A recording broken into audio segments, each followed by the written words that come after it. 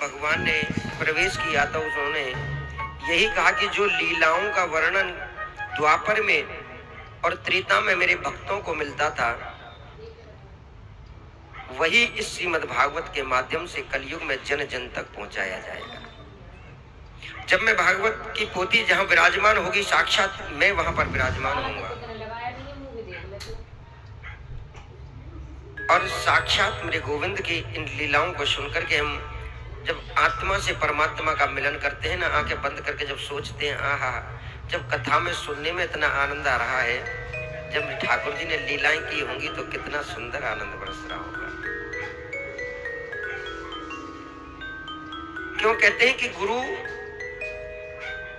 वैसे तो आज के समय में व्यासपीठ पर हर कोई बैठने लग गया, जबकि व्यासपीठ हर किसी के लिए नहीं है। कि व्यास विष्णु रूप आए।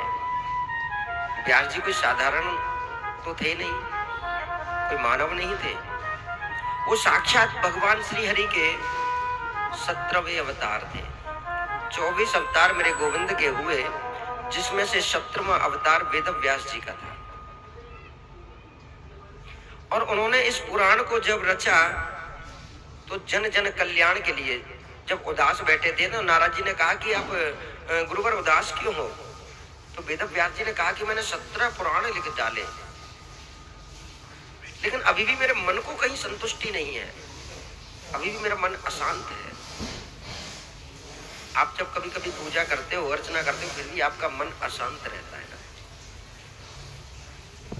और किसी दिन जब आंखें खुलती हैं तो अचानक ही एक मन के अंदर ऐसा लगता है कि आज कोई खुशी मिलने वाली है, आज कुछ बहुत अच्छा होगा, मतलब मन एकदम प्रसन्न प्रफुल्लित उठेगा।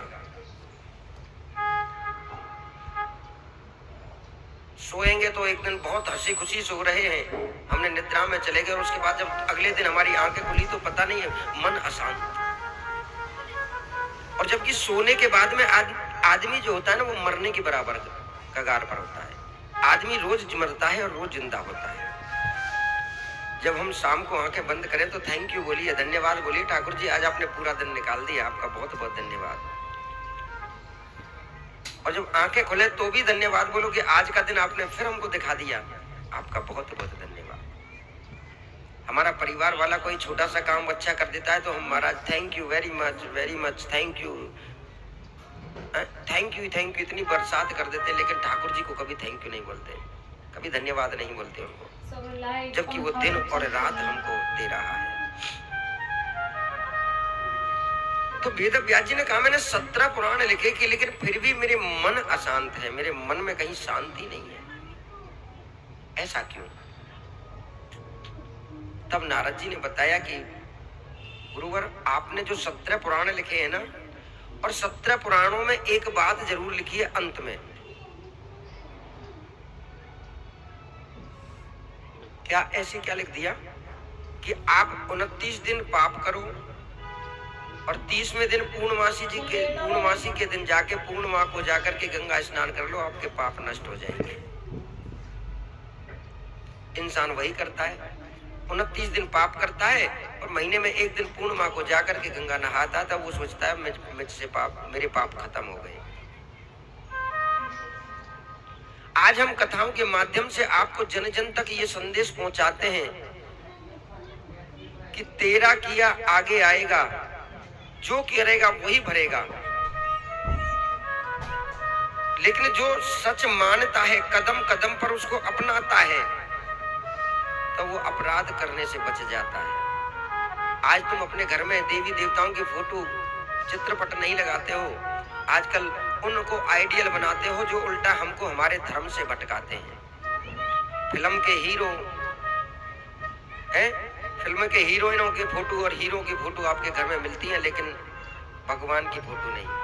जब पहले गर्भ के अंदर बच्चा होता था तो माँ के सामने मेरे ठाकुर जी का फोटो लगाते, राम जी का फोटो लगाओ ना, मुस्कुराता हुआ, देखो राम के गुण आएंगे। कृष्ण जी का फोटो लगाओ ना, कृष्ण जी के गुण आएंगे।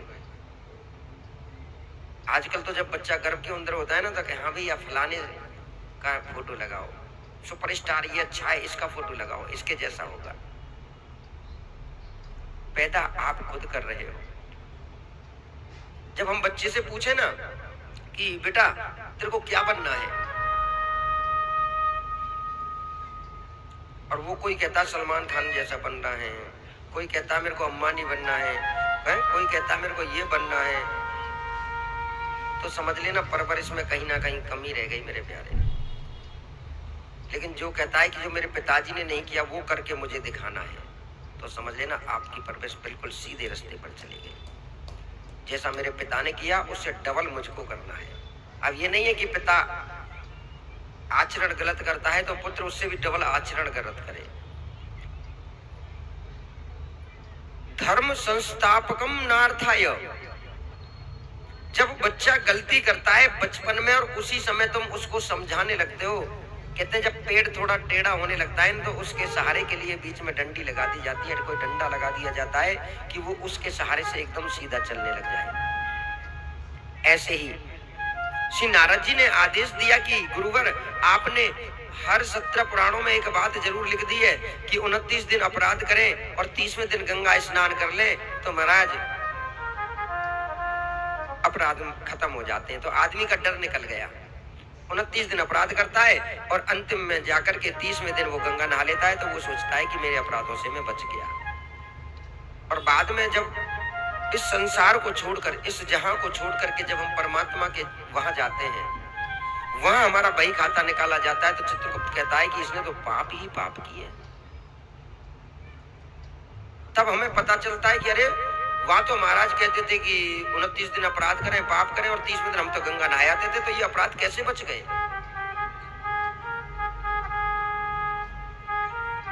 ये मनुष्य जन्म केवल और केवल आपको भगवत प्राप्ति के लिए प्राप्त हुआ है मेरे प्यारे। मोह माया में खोकर, परिवार में रहकर देखो रिश्तेदारी निभाओ, कार्य करो, लेकिन कार्य ऐसे करो कि जब हम पैदा हुए जग हंसा हम रोए, और करनी ऐसी कर चलो हम हंसे जग